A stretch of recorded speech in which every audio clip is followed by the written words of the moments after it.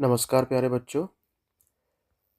पिछले वर्ष के कक्षा 9वीं के विषय गणित के प्रश्न पत्रों को हल करने के इस सत्र में हम आगे वस्तुनिष्ठ प्रश्नों के बाद में 2 नंबर वाले प्रश्न जो है उन्हें हल करना शुरू करते हैं।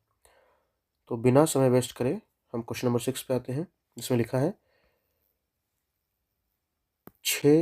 6 करनी 5 को 2 करनी 5 से गुना कीजिए। 6 करनी 5 को 2 करनी 5 से गुना कीजिए। ठीक है, तो हम इसमें कैसे करेंगे हल। आप लिख लीजिएगा यहाँ प्रश्न क्रमांक 6 का हल ऐसा लिख के। एक मिनट में पेन ले लेता हूँ। प्रश्न क्रमांक 6 का हल। अगर आप इसका अथवा करें तो अथवे का हल। ठीक है, क्या करना है? 6 करनी 5 का गुना 2 करनी 5 से। बहुत ही सरल प्रश्न है बेटा, आपके बेसिक्स है पुराने कक्षाओं के, उसका एक प्रकार से रिपीटेशन है। तो क्या करेंगे हम? 6 करनी 5 गुना 2 करनी 5। अब इसमें संख्या का गुना करते हैं 6 × 2 है ना, और यहाँ क्या हो जाएगा? करनी 5 × करनी 5। 6 × 2 कितना हो जाएगा? 12। 12 6 गुना 2 12। करनी 5 गुना करनी 5 होता है 5। कैसे? कई जो बच्चे हैं जिनका बेसिक अच्छा नहीं है वो नहीं समझ पाते, तो उनके लिए मैं साइड में एक और बता देता हूँ कि करनी 5 गुना करनी 5, ये जो करनी ये वाली लगी है ना, इस करनी को बोलते हैं वर्गमूल। वर्गमूल मतलब इसके अंदर 2 संख्याओं का गुणा का जोड़ा बनेगा। ठीक है, और एक 2 संख्याओं के बदले एक संख्या बाहर देंगे। वर्गमूल 2 का एक बाहर आना वर्गमूल होगा। जैसे इसमें करेंगे तो क्या होगा? गुना। समान करनी है तो एक करनी के अंदर इन दोनों को गुना में लिखा जा सकता है, जोड़ नहीं कर सकते। गुना एक साथ लिखा जा सकते एक ही करनी के अंदर, क्योंकि वो एक ही जैसी छत है, एक ही करनी है। और इस करनी का मतलब ये होता है कि अंदर जो है 2 का एक जोड़ा बनेगा, तो ये 2 का जोड़ा बनेगा, बाहर एक निकल के आ जाएगा। 2 के हिस्से का एक 5 बाहर निकल जाएगा, इसलिए करनी 5 गुना करनी 5 5 बनेगा। ऐसे हम बोले करनी 3 गुना करनी 3 तो कितना बनेगा बेटा? 3। करनी 7 गुना करनी 7 तो कितना बनेगा? 7। ठीक है, और वैसे भी हम गुणनखंड के रूप में लिखते हैं, एक हमें लिखना पड़ा 5 का मतलब करनी 5 गुना करनी 5। कई बार हम लिखते हैं 2 को, जब हम गुणनखंड में जरूरत पड़ती है करनी 2 गुना करनी 2 और छोटे टुकड़े करने के लिए। ठीक है, याद रखिए ये करनी अलग है, इसे वर्गमूल बोलते हैं, इसे बोलते हैं घनमूल। कई बच्चे जो मिडिल स्कूल में अच्छे से नहीं पढ़े होते या उन्हें बेसिक सिखाया नहीं जाता, वो उसमें कन्फ्यूज। ये है घनमूल। सॉरी, मैं 3 बना रहा हूँ, पेन मोटा हो गया ना, पतला करते थोड़ा। चलिए ठीक है, ये है घनमूल। यहाँ कुछ नहीं लिखा मतलब यहाँ 3 लिखा हुआ है, यहाँ कुछ नहीं लिखा मतलब यहाँ, सॉरी यहाँ 3 लिखा ही होगा, यहाँ पे कुछ नहीं लिखा मतलब 2 लिखा हुआ है। इसमें 2 संख्या का जोड़ा बनेगा और एक बाहर आजाद हो क्या आएगा? यहाँ 3 का गुणन का एक जोड़ा बनेगा, तब एक बाहर आएगा। ठीक है, ये करनी अलग है, ये करनी अलग है। जैसे मैंने यहाँ लिखा करनी 5 गुना करनी 5, तो ये दोनों को एक ही छत के अंदर गुना में ले सकता हूँ, जोड़ घटाव में नहीं, भाग में भी ले सकते। ऐसे करनी 5 गुना करनी 5 एक साथ ले सकते। तो अगर ये ऐसा लिखा होता करनी 5 वर्गमूल वाला गुना करनी 5 घनमूल वाला, तो हम एक साथ एक छत के अंदर इनको नहीं ले सकते दोनों को, क्योंकि इसकी छत यानी इसकी करनी अलग है, इसकी करनी अलग है। छत शब्द यूज़ किया मैंने, सीखने में आसानी होती है। उनको सजातीय करनी बनाना पड़ेगा। अभी सजातीय करनी विजातीय करनी करनी और घातांक का आप विस्तृत रूप से अलग से पढ़ सकते हैं। मैं जल्द ही इन सब के बेसिक के वीडियो अपलोड करूँगा इस समर में, इस गर्मी के समय में बना के, ताकि अपने मध्य प्रदेश के ट्राइबल क्षेत्र के और ग्रामीण क्षेत्र के बच्चों को बेसिक आसानी से समझा जा सके, उसे मदद हो। यहाँ कितना हो जाएगा? 12 गुना 5 12 पंचे 60, आंसर हो जाएगा 60। देख लीजिए एक बार, और कोई गलती तो नहीं है। 6 दूनी 12 करनी 5 गुना करनी 5 5 12 पंचे 60, ये हो जाएगा आपका उत्तर। अतः उत्तर बराबर से वो। देखते इसका अथवा भी है। हाँ, करनी, अच्छा ये इसका अथवा है प्रश्न क्रमांक 6 का। तो इसमें कैसा करेंगे?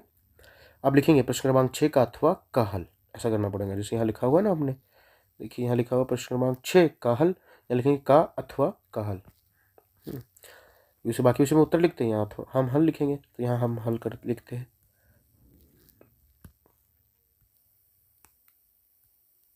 हल क्या करना है? कुछ सरल कर दीजिए। क्या दिया हुआ प्रश्न से, ऐसा लिख दीजिएगा। प्रश्न से क्या दिया? 3 धन करनी 3,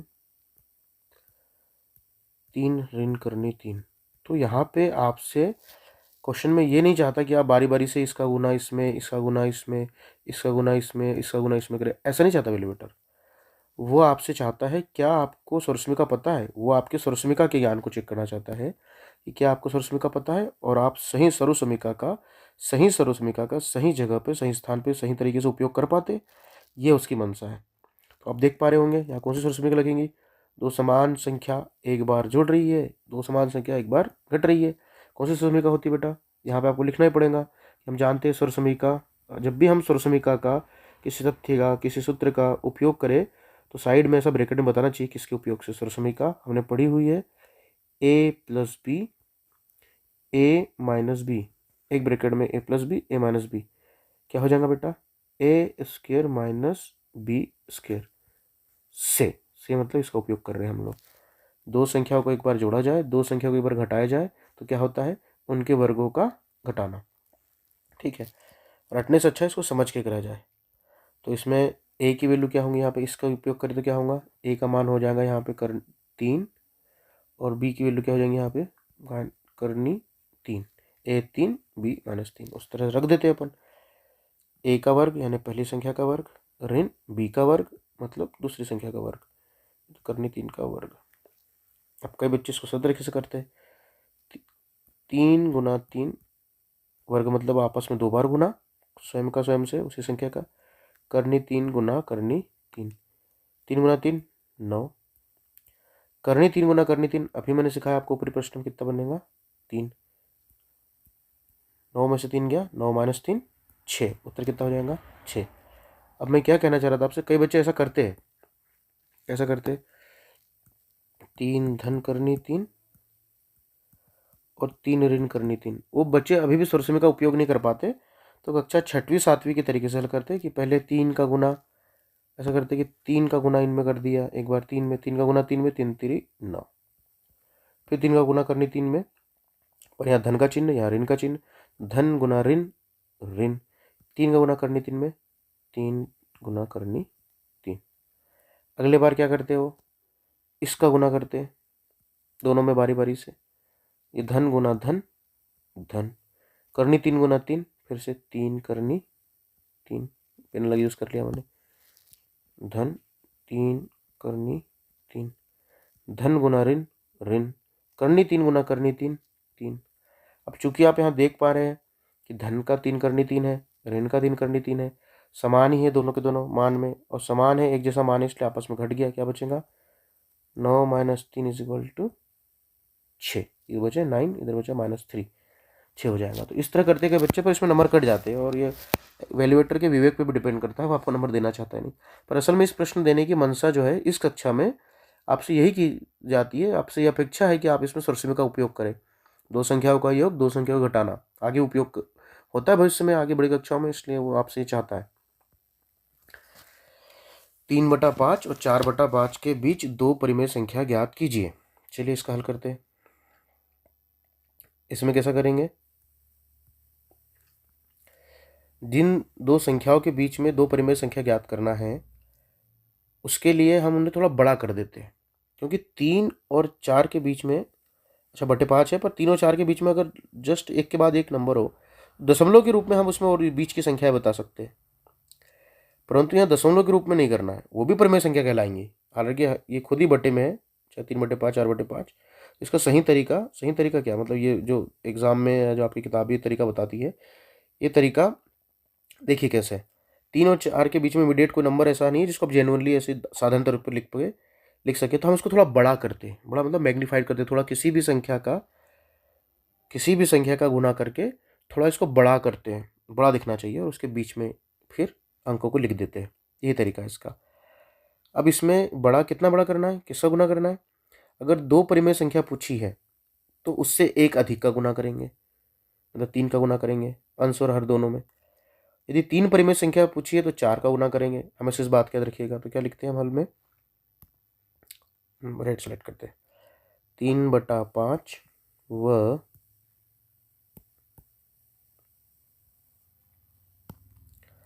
4/5 के बीच की मध्य के बीच लिखा है तो चलो बीच ही लिख देते, के बीच में दो परिमेय संख्या हेतु, ऐसा लिख दो, या 200 परिमेय संख्या हेतु, 200 में क्या हेतु ने लिख देंगे, 2 परिमेय संख्या के लिए लिख देते हैं, के लिए 2 धन 1 एक अधिक लेना, जितनी संख्या करना है उससे एक अधिक, 2 धन 1 कितना हो जाएगा 3, ठीक है। और ऐसा करके लिखेंगे 3 का गुना, दोनों संख्या में करना आप लोगों को, प्रत्येक संख्या में ऐसा बोल के बताना चाहिए कि कर क्या रहे हैं ना, उसमें नंबर अच्छे मिलते हैं। प्रत्येक संख्या के अंश व हर में करने पर फिर कैसा होगा, देखिए 3/5 लिख लिया और साथ में कितना लिख लिया 4/5। अब 3/5 ही रहेगा उसका असल में मान, परंतु उसको थोड़ा बड़ा रूप से देखे देंगे, बड़ा मतलब सरल करेंगे तो वापस से 3/5 ही मिलेगा, पर हम उसको कुछ और लिखना चाहते ताकि उसके बीच में हम अंक लिख सके। तो हम किससे गुना कर रहे हैं 3 से, अंश में भी हर में भी, इसके भी अंश में भी हर में भी, 3 3 9, 5 3 15 है ना, 4 3 12, 5 3 15। तो जो चीज़ ये समझाने के लिए बार कर रहा हूँ, जो चीज़ 3/5 थी वही संख्या असल में क्या दिखने लग गई अब 9/15। संख्यात्मक रूप से जो उनका आंकिक मान है वो है ही उतना, वैल्यू जो है 3/5 ही रहेंगी उसकी, क्योंकि इसको सरल किया जा सकता है 3 से काट के। वैसे ही जो 4/5 है उसको अब हम क्या देख पा रहे हैं, उसको हम देख पा रहे हैं 12/15। आंकिक रूप से मान उसका 4/5 ही है, जो उसकी वैल्यू है उतनी ही वैल्यू होंगी 5 में से 4, पर हम देख पा रहे हैं 12/15। ऐसा क्यों, बड़ा दिखने से ना उसके बीच में संख्या लिख सकते। अब 3/5 और 4/5 के बीच में आप देख के ऐसे संख्या नहीं बता सकते जबानी, पर 9 और 12 जिनके हर समान 15, इनके बीच में संख्याएं है, क्या है 9 के बाद में क्या आएगा 10/15 और फिर क्या आएगा 11/15। तो ये दो संख्या है जो इनके बीच में लिखी जा सकती है, मतलब कि 3/5 और 4/5 के बीच में है।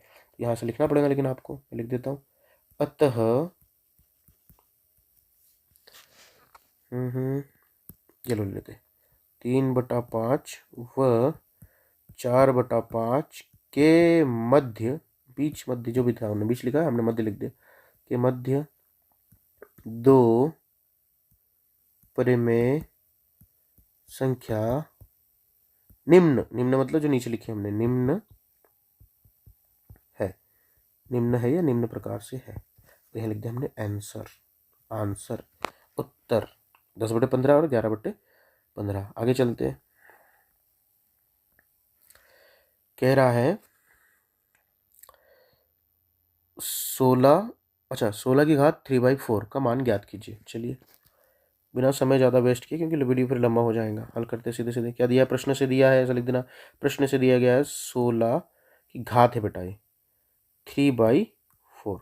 हम सब जानते हैं जब बट्टे वाली घात होती है तो अक्सर जो उसका आधार होता है, जैसे गुणनखंड की भी घातें उस तरह बनती है ताकि वो कट पाए।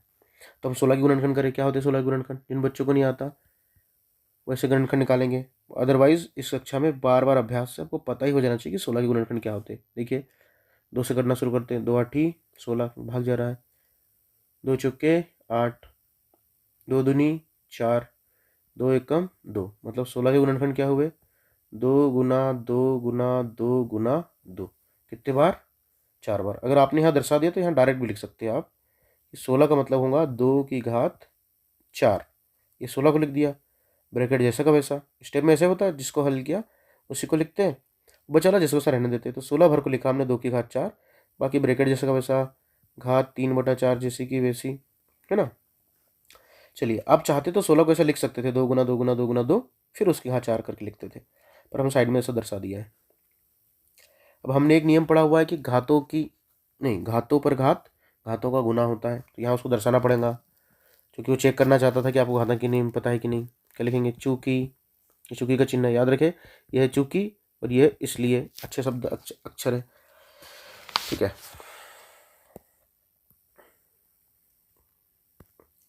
चूँकि क्या पढ़ा हमने कि अगर x की घात a हो और उन दोनों में फिर x की भी घात b हो तो क्या होता है, घातों का गुना a गुना b हो जाता है। ऐसे ही यहाँ पर भी होगा, 2 की घात 4 है, उसकी घात 3/4 है, तो दोनों का गुना हो जाएगा घातों का आपस में। क्या होगा फिर, इधर बटे में 4 है, इधर ऊपर 4 है, यहाँ देखो जरा समझो, 4 गुना 3/4, 4 के बटे में कुछ नहीं, मतलब कितना, 1। इसके हर में 4, इसके अंश में 4 कट गया, 4 कम 4 से कट गया, ऊपर क्या बच गया सिर्फ 3, ये कट गया बेटा 4 से 4। बाप रे, दर्द हो रहा, आधी रात को वीडियो बना रहे। 2 की घात 3, ठीक है, क्या हो जाएगा, 2 की घात 3 यानी 2 का 3 बार गुना, कितना होगा गुना, 8। कितना हो गया उत्तर, 8। चलिए आगे बढ़ते लिख देना, अतः 16 की घात 3/4 बराबरी से 8 अंश, ठीक है। आगे चलते, आधा करके लिखना ज़्यादा अच्छा लगेगा। सीधे गुना किए बिना लिखा हुआ, ध्यान दीजिए, सीधे गुना किए बिना 103 गुना 107 का गुना करिए। अब मैं कई बार कॉपी चेक करते हुए तो देखता हूँ कि बच्चे वहाँ लिखा हुआ है सीधे गुना किए बिना करो तो भी वो ऐसा गुना कर देते, 103 गुना 107, रफ में भी दिया होता है, उन्होंने गुना देखा मैंने, रफ में भी लिखा होता है। कई बार बच्चे जो रफ कर रहे हैं असल में उसको चेक तो किया नहीं जाता, पर टीचर देखते हैं क्यूरियस होकर, जिज्ञासा कि बच्चा कर क्या रहा था असल में, ठीक है। अब मैं तो देखता हूँ कि बच्चा क्या कर रहा था, किस स्तर तक।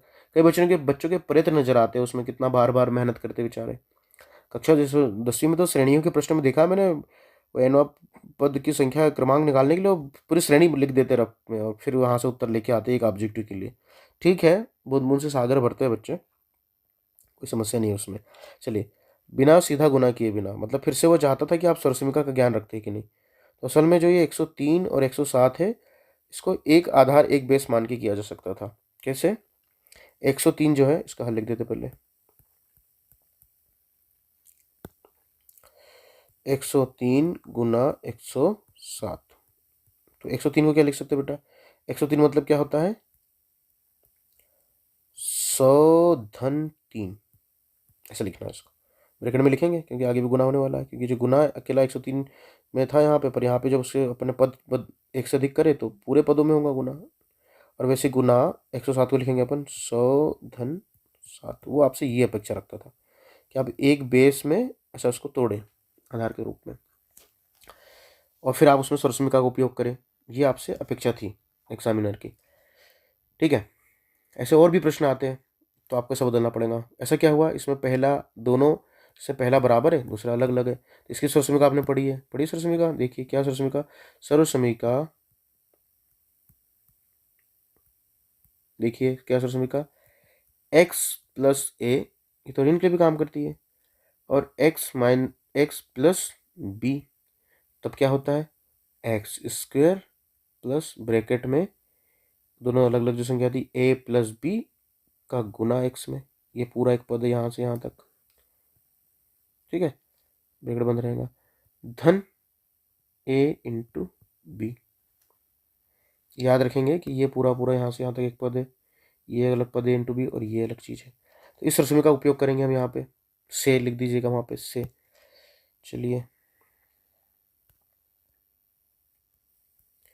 अच्छा यहाँ पे x का मान क्या है अपने लिए, 100, a का मान 3, b का मान 7, ठीक है। टच काम नहीं कर रहा है पेन का, नहीं कर रहा है। चलिए, थोड़ा इधर खसका के लिखते ताकि आपको आसानी हो देखने में। अगर आपको मेरे अक्षर राइटिंग समझ में नहीं आया तो कृपया कर मुझे आप कॉल मैसेज कर सकते हैं, ठीक है, मैं आपको नंबर शेयर कर दूंगा इसमें।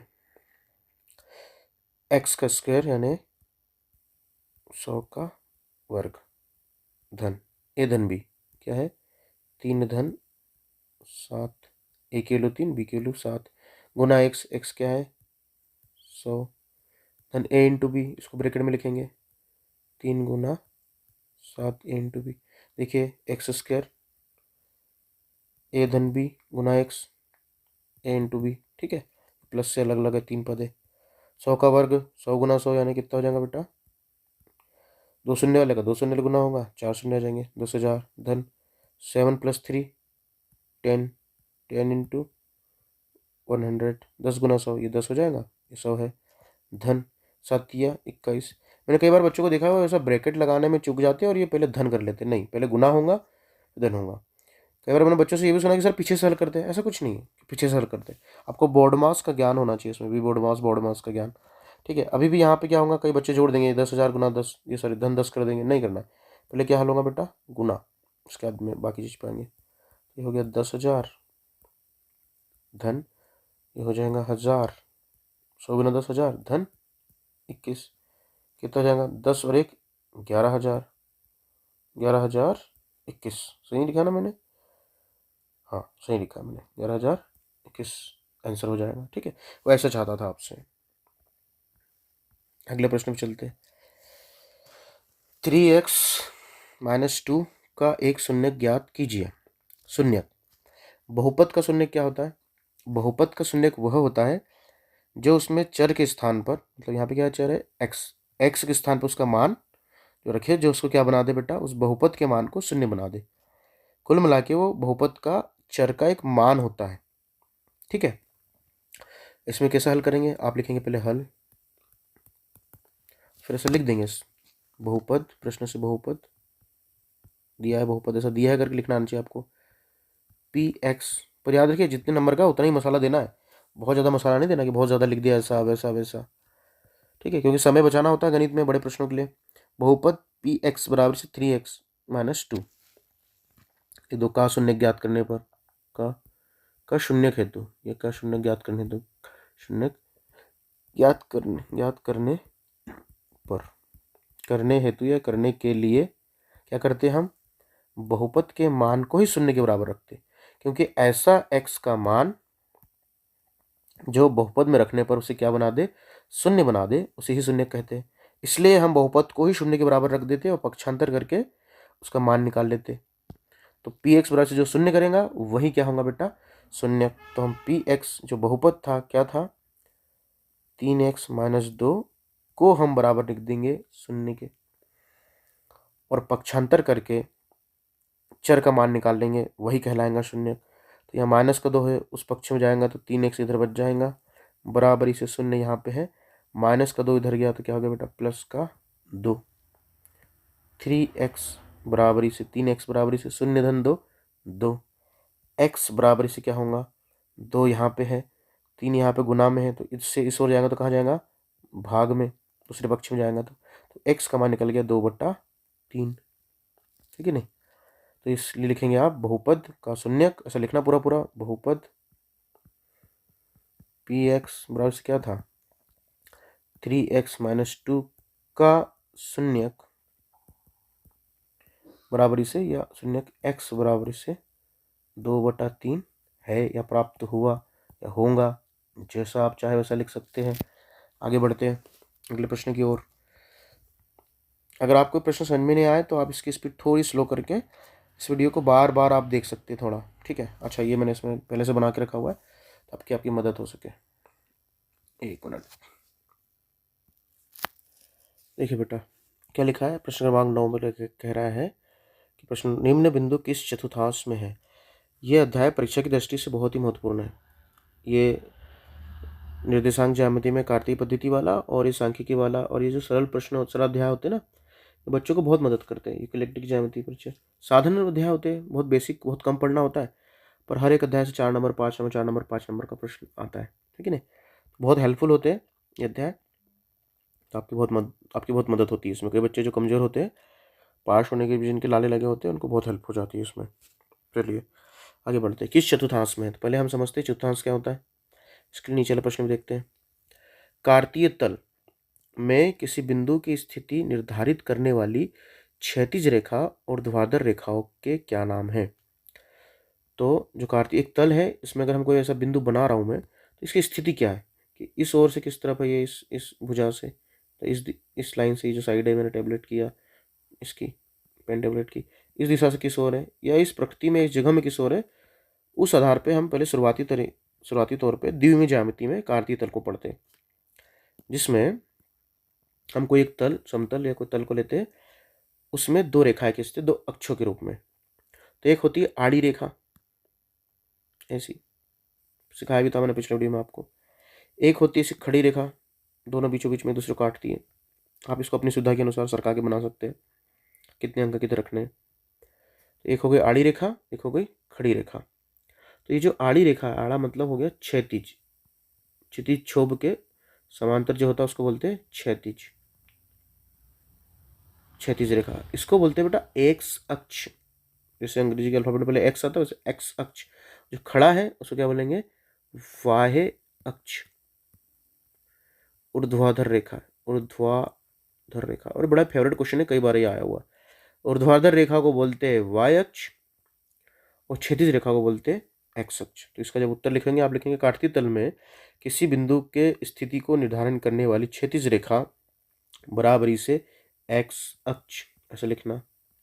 एवं ऊर्ध्वाधर रेखा बराबरी से वाय अक्ष कहलाती है, या को एक्स अक्ष, और इधर लिखेंगे ऊर्ध्वाधर को बराबरी से वाय अक्ष कहते हैं, कहलाती है। ठीक है, ये उनके नाम है। और ये प्रश्न बाकी प्रश्न क्या उसमें आया, जैसे ये प्रश्न और ये प्रश्न आए, इसमें लिखने में ज़्यादा टाइम लगेगा। इसमें लिखने में 1 या 2 मिनट लगेगा, और नंबर बंदा खटाखट मार करके नंबर दे देगा आपको, क्योंकि लिखना ही क्या था उसमें, उस नाम बताना था। तो कभी भी प्रश्नों को सिलेक्ट करने के लिए वे चूज़ वाइजली। कई बार 2 प्रश्न एक दूसरे के अथवा में, एक प्रश्न में ज़्यादा लिखना है सिस्टमेटिक बहुत ज़्यादा, एक में कम लिखना है, नंबर तो 2 ही मिलने हैं ना, तो क्यों समय बर्बाद करें। ठीक है, आपको आता है बेहतर बात है, अच्छी बात है, गुड फॉर यू, बट आपको बाकी क्वेश्चन के लिए भी समय बचाना ताकि उनको अच्छे से कर पाओ। ठीक है, तो चूज़ वाइजली। चलिए यहाँ पे बनाते हैं हम, कैसे करते हैं फिर उसको पूरा बताते हैं। अब जब हम इसमें यहाँ खींचता हूँ मैं, ठीक है, हो जाएगा इसमें 8-10। ठीक है, इसको छोटा करता हूँ थोड़ा, इसको छोटा करते हैं।